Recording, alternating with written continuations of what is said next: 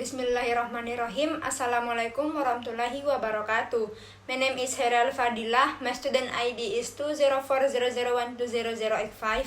I'm from class PBI-C. So in this video, I will explain about modern voice and prose and poetry. Modern voice in prose and poetry atau suara modern dalam prosa dan puisi. Well, World War II on American writing was delayed and resulted in some mundane prose and poetry. The best work to come from Ernest Hemingway has written some excellent short stories, but he didn't publish a novel completely involved with the war until 1929. The touching story of the love affair of an American lieutenant and a wounded British nurse among literary works related to World War I. Hemingway once served with an ambulance group in France and was transferred to the Italian infantry. The two characters who had a wonderful summer together in this novel. She became pregnant and went to Switzerland to have her baby, but unfortunately she and the baby died. Meanwhile, the American was just left like that. The Americans had taken part in the fighting and the devastating withdrawal of Italian troops after the overwhelming defeat due to indifference to World War I. Perang Dunia Kedua terhadap tulisan Amerika tertunda dan menghasilkan beberapa prosa dan puisi yang biasa saja. Karya terbaik yang datang dari Ernest Hemingway telah menulis beberapa cerita pendek yang sangat bagus, tetapi dia tidak menerbitkan sebuah novel yang sepenuhnya terlibat dengan perang sampai tahun 1929. Kisah mengharukan tentang hubungan cinta seorang letnan Amerika dan seorang perawat Inggris yang terluka di antara karya sastra yang berkaitan dengan Perang Dunia Pertama. Hemingway pernah bertugas dengan kelompok ambulans di Prancis dan dipindahkan ke infanteri Italia. Kedua karakter yang melewati musim panas yang indah bersama dalam novel ini. Dia hamil dan pergi ke Swiss untuk melahirkan bayinya, tetapi sayang dia dan bayinya mati, sedangkan orang Amerika itu ditinggalkan begitu saja. Orang Amerika telah mengambil bagian dalam pertempuran dan penarikan pasukan Italia yang menghancurkan setelah kekalahan yang luar biasa karena keenggangan terhadap Perang Dunia Pertama. In American literature, for 10 years there has been much writing about it. One of the best being the work of John Steinbeck, but because of the onset of depression it had little effect on Hemingway's attitude. He continued to publish novels and short stories during the 1930s and discussed a variety of topics that usually express his lofty views of courage. In the late 1930s, the depression crept into Hemingway writing in the form of a renewed interest in collective political action. During the Spanish Civil War in 1936, he went to Spain to report and write about it. After that, he published the famous novel, the war novel, which contained the message that all liberals should help each other and act collectively. Regardless of the meaning of war to him, there is nowhere he shows better than in the short story in another country, including in his book. Dalam literatur Amerika, selama 10 tahun banyak tulisan yang mengatasinya. Salah satu yang terbaik ialah Anggur Murka John Steinbeck.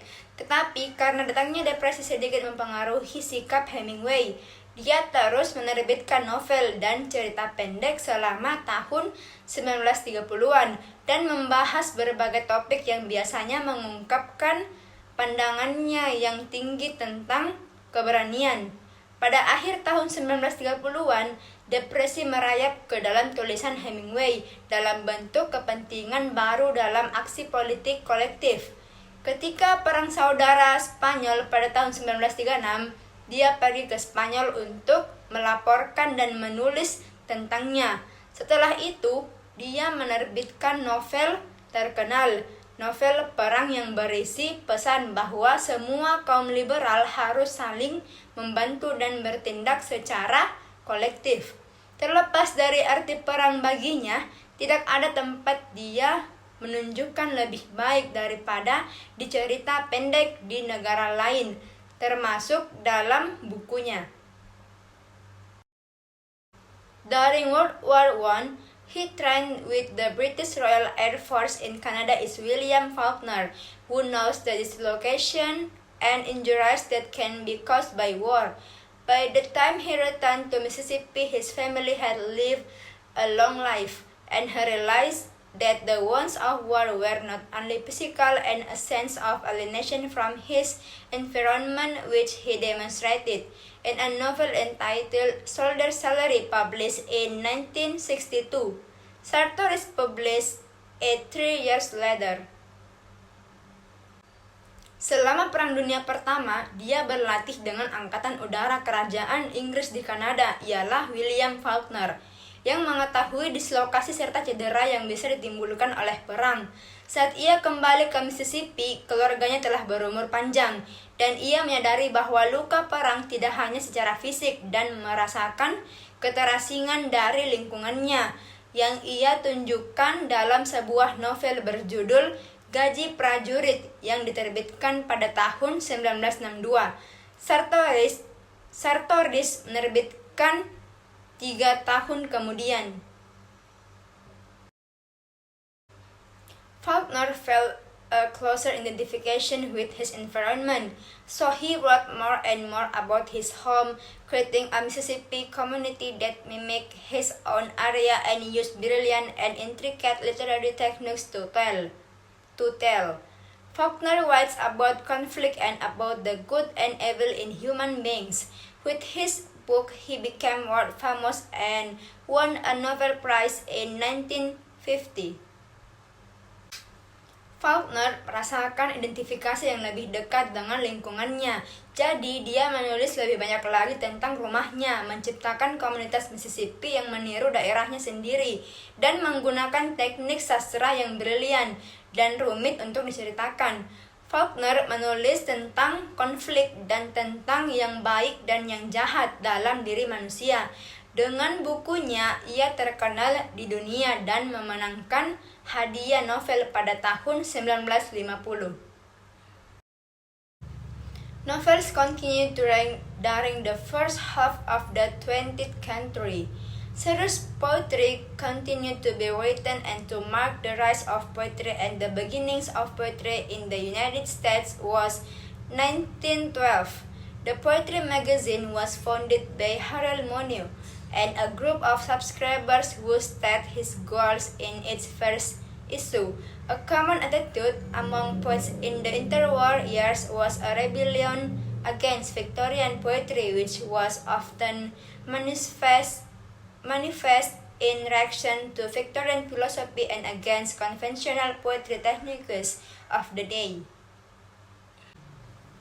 Novel terus berkuasa selama paruh pertama abad ke-20. Puisi yang serius terus ditulis, dan untuk menandai kebangkitan puisi dan permulaan puisi di Amerika Serikat adalah tahun 1912.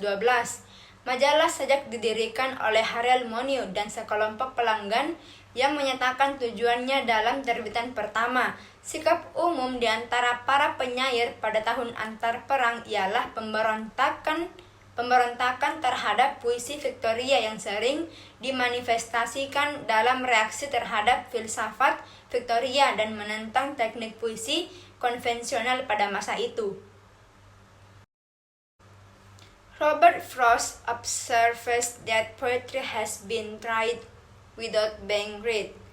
Robert Frost mengamati bahwa puisi telah dicoba tanpa dibaca. The poets felt that life was more complicated than most romantic poets would admit and began to expose conflicts and contrasting value systems.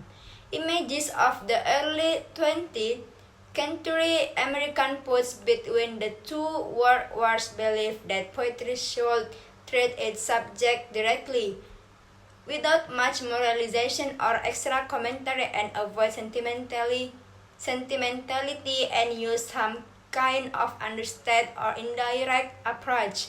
In contrast to 19th century poetry, American poetry was more known intellectually and was more associated with real-life situation. Para penyair merasa bahwa hidup lebih rumit daripada yang diakui oleh kebanyakan penyair romantis dan mulai mengekspos konflik dan sistem nilai yang kontras. Para imajis dari penyair Amerika awal abad ke-20 antara dua perang dunia percaya bahwa puisi harus memperlakukan subjeknya secara langsung tanpa banyak moralisasi atau komentar tambahan dan menghindari sentimentalitas dan menggunakan semacam pendekatan yang bersahaja atau tidak langsung. Berbeda dengan puisi pada abad ke-19, puisi Amerika yang lebih dikenal intelektual dan lebih terkait dengan situasi kehidupan nyata. During the early years of the poetic rebellion of the 20th century, readers believed that new poetry and free verse were synonymous. Among the writers of the verse in the Walt Whitman tradition were William Carlos Williams, Carl Sandburg, and Wallace Stephen. Many eminent poets considered it somewhat old-fashioned. Nonetheless, free verse has an important effect as it offers new insight into possible variation in verse form. Even so, classical poets like Robert Frost were not immune to the influence of free singing in 1941. Since the start of World War I in Europe, Frost has published a small collection of his verse. Although the first important recognition he received came from England, he was basically a New England poet. He was also a farmer, writing his poetry with the deceptive rustic simplicity associated with country life. Selama tahun awal pemberontakan puitis abad ke-20, pembaca percaya bahwa puisi baru dan ayat bebas adalah sinonim. Di antara penulis ayat tersebut dalam tradisi Walt Whitman adalah William Carlos Williams, Carl Sandburg, and Wallace Stephen. Banyak penyair terkemuka menganggapnya agak kuno. Meskipun demikian, ayat gratis memiliki pengaruh penting karena menawarkan wawasan baru tentang kemungkinan variasi dalam bentuk ayat. Meski begitu, penyair klasik seperti Robert Frost tidak kebal terhadap pengaruh kebebasan menyanyi pada tahun 1941. Sejak dimulainya Perang Dunia Pertama di Eropa, Frost telah menerbitkan koleksi kecil dari syairnya, meskipun pengakuan penting pertama yang dia terima berasal dari Inggris. Pada dasarnya, dia seorang penyair New England. Dia juga seorang petani, menulis puisinya dengan kesederhanaan pedesaan yang menipu, yang dikaitkan dengan kehidupan pedesaan. He wrote about universal matters of life and death, good and evil, as Faulkner did in his novel.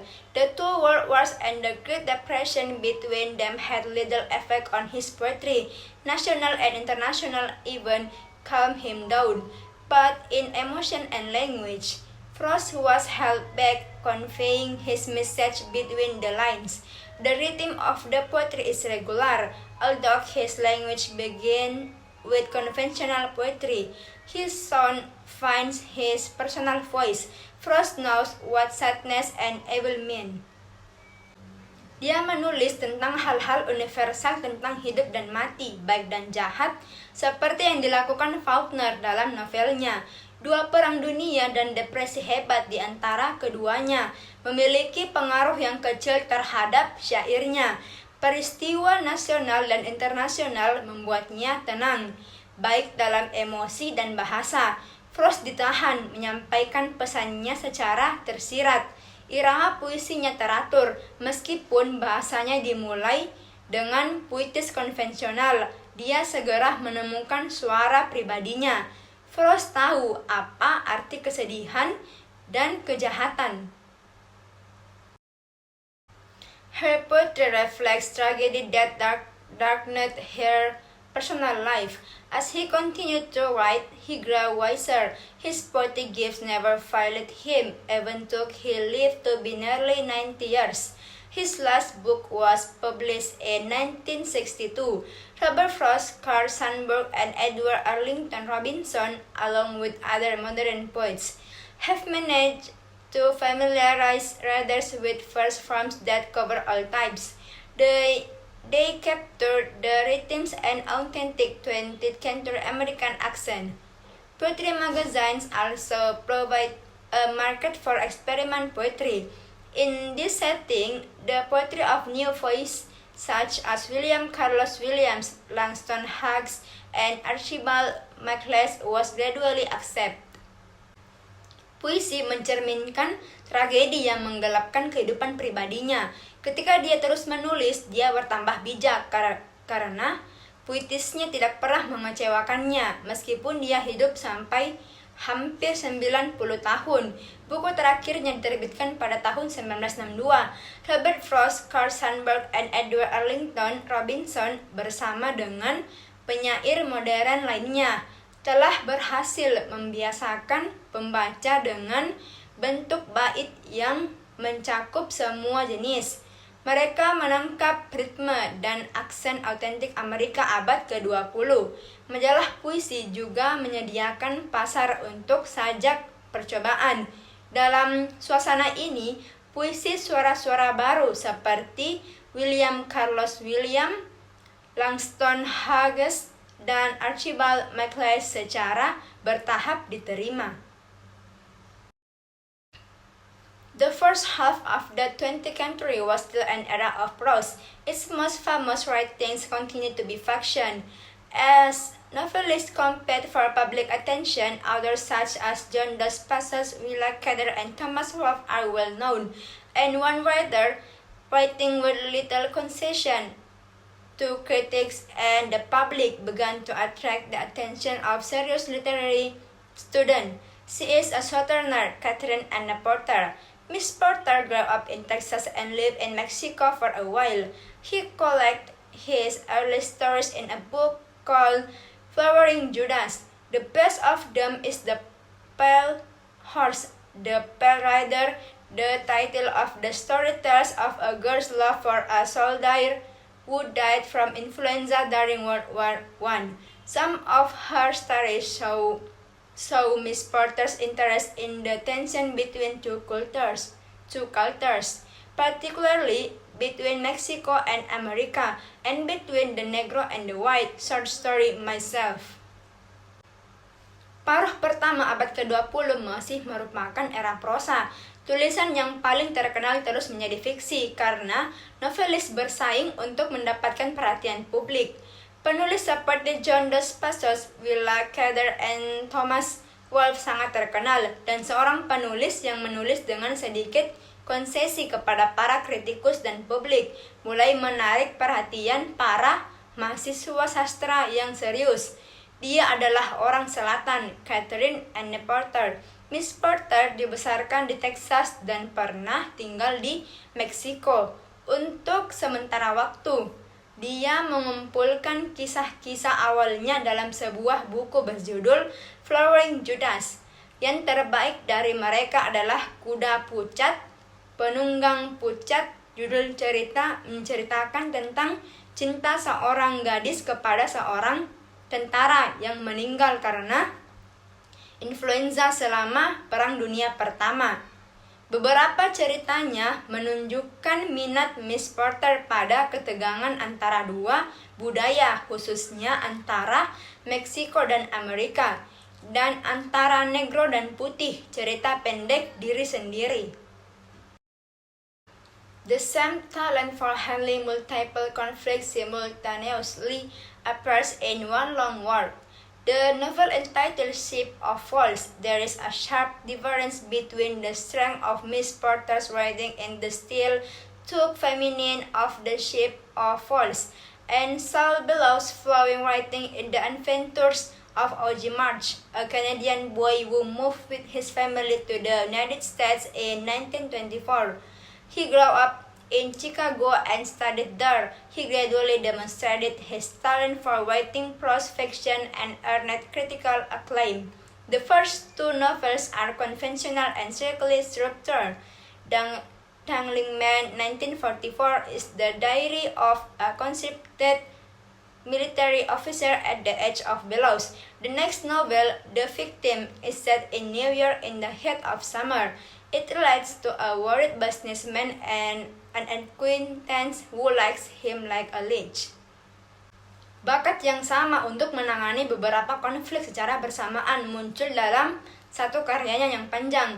Novel berjudul Ship of Fools. Ada perbedaan tajam antara kekuatan tulisan Miss Porter di Ship of Fools yang baja, meski feminin, dan tulisan Saul Bellow yang mengalir dalam The Adventures of O.G. March, seorang anak laki-laki Kanada yang pindah bersama keluarganya ke Amerika Serikat pada tahun 1924.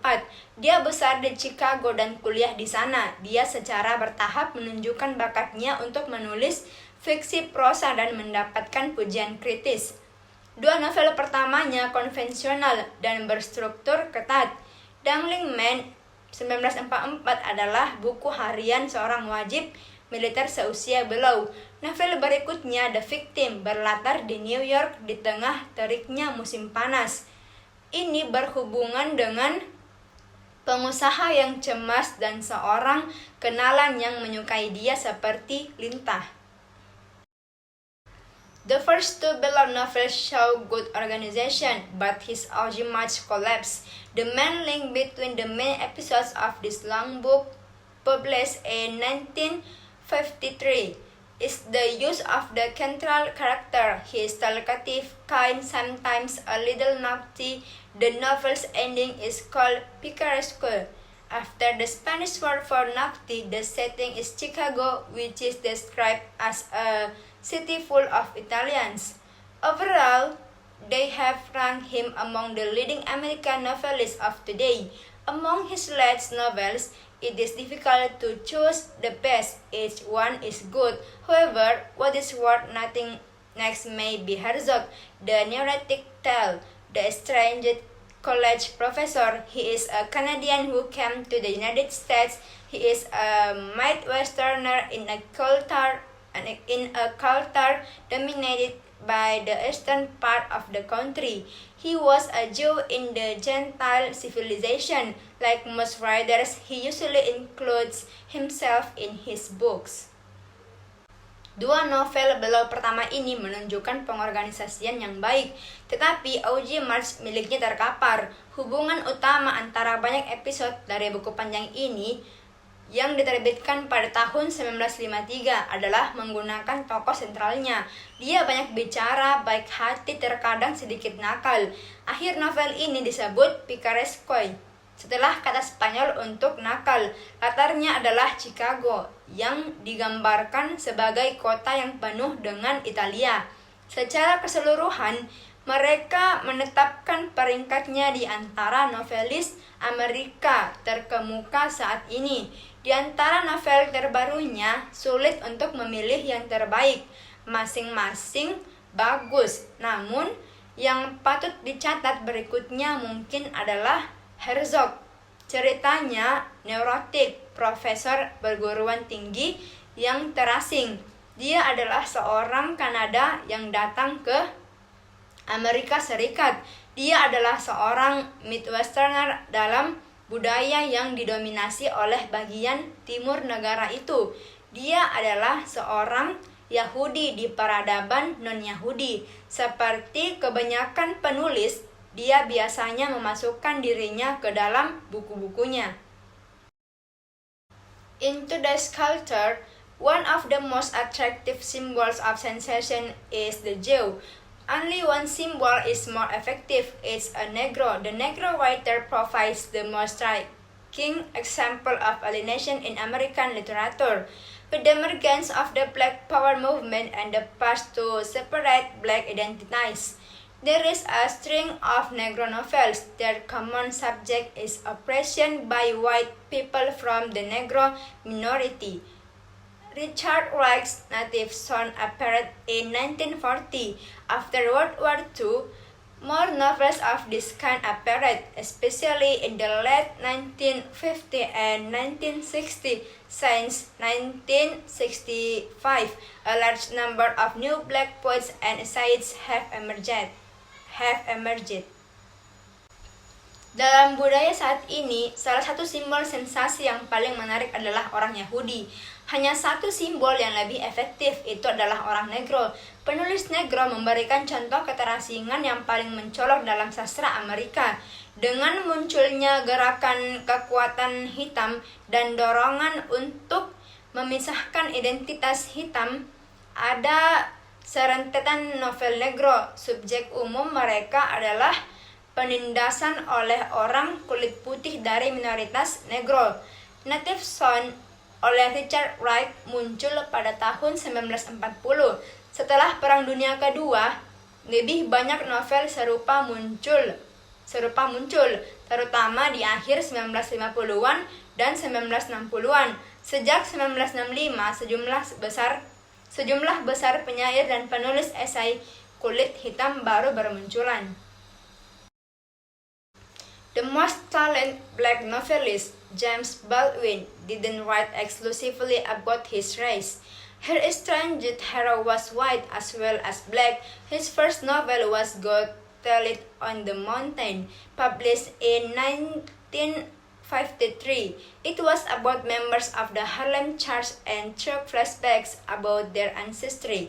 His second novel, Giovanni's Room, is about whites. Despite Baldwin's talent, his writing has been overshadowed by a novel single, The Invisible Man, written by Ralph Ellison and published in 1952.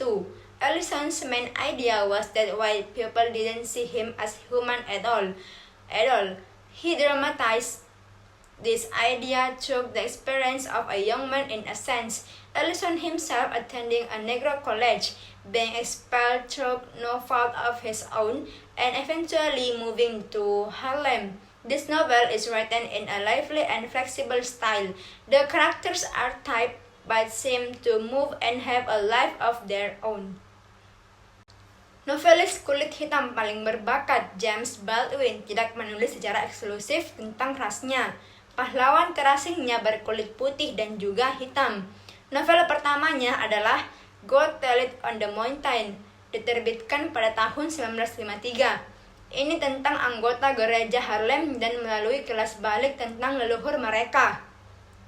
Novel keduanya, Giovanni's Room, tentang whites. Meskipun Baldwin berbakat, tulisannya telah dibayangi oleh sebuah novel tunggal, Pria Tak Terlihat, yang ditulis oleh Ralph Ellison dan diterbitkan pada tahun 1952. Ide utama Ellison ialah orang kulit putih sama sekali tidak melihatnya sebagai manusia. Dia mendramatisir gagasan ini melalui pengalaman seorang pemuda pada dasarnya. Ellison sendiri yang kuliah di perguruan tinggi negro dikeluarkan bukan karena kesalahannya sendiri dan akhirnya pindah ke Harlem. Novel ini ditulis dengan gaya yang hidup dan fleksibel. Karakternya diketik, namun tampaknya bergerak dan memiliki kehidupan sendiri. The gallery of whites and Negroes in Ellison's book includes a number of characters that are likely to be remembered, most notably the main character himself and the black nationalist who calls himself Ras the Exhorter. After World War II, American poetry began to turn away from orthodoxy, seeking to communicate their experience. One of the poets, Randall Jarrell, expressed himself emotionally and personally in poetry, feelings and insight. They insisted on seeing World War II with their own eyes and telling the meaning with their voice. Galeri orang kulit putih dan negro dalam buku Ellison mencakup sejumlah karakter yang cenderung diingat, terutama karakter utama dirinya dan nasionalis hitam yang menyebut dirinya Ras the Exhorter. Setelah Perang Dunia Kedua, puisi Amerika mulai berpaling dari ortodoksi, berusaha mengkomunikasikan pengalaman mereka. Salah satunya, penyair Randall Jarrell mengekspresikan diri dengan emosional dan personal. Dalam puisi, perasaan dan wawasan, mereka bersikeras untuk melihat Perang Dunia Kedua dengan mata kepala mereka dan mengatakan maknanya dengan suara mereka. At the same time, a new poetic element began to appear. Other poets added their contribution to the somewhat reserved and humble character that American poetry seemed to adopt. William Carlos Williams made effective use of colloquial speech. Robert Lowell examined self-isolation. Theodore Roethke focused on one suburb as a possible place of quiet despair.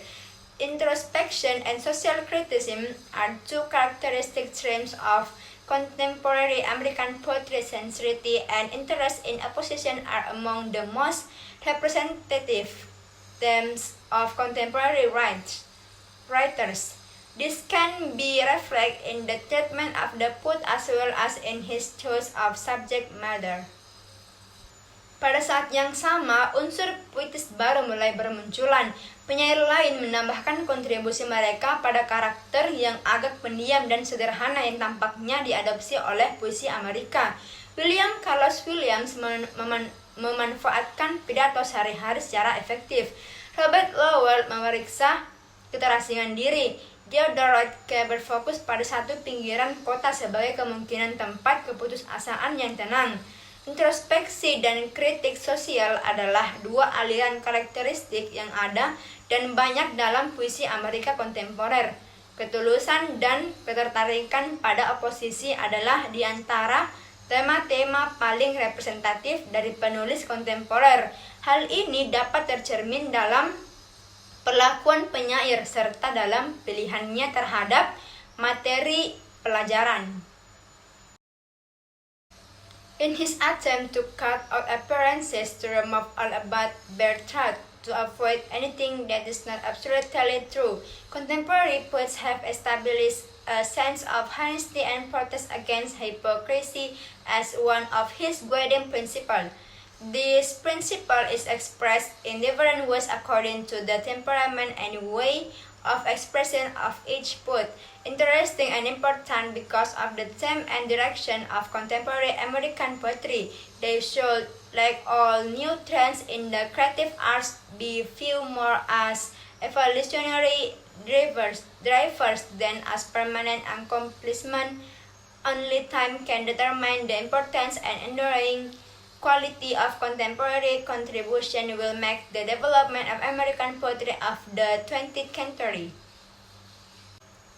Dalam usahanya untuk memotong penampilan, untuk menghapus semua kecuali kebenaran yang telanjang, untuk menghindari semua yang tidak mutlak benar, penyair kontemporer telah menetapkan rasa kejujuran dan protes terhadap kemunafikan sebagai salah satu prinsip panduannya. Prinsip ini diekspresikan dengan cara yang berbeda, sesuai dengan temperamen dan cara ekspresi masing-masing penyair. Menarik dan penting karena tema dan arah puisi Amerika kontemporer, mereka harus seperti semua tren baru dalam seni kreatif, dipandang lebih sebagai penggerak evolusioner daripada sebagai pencapaian permanen. Hanya waktu yang dapat menentukan pentingnya dan kualitas abadi kontribusi kontemporer akan membuat perkembangan puisi Amerika pada abad ke-20. That's all from me. More and less please forgive. Thank you. Wassalamualaikum warahmatullahi wabarakatuh.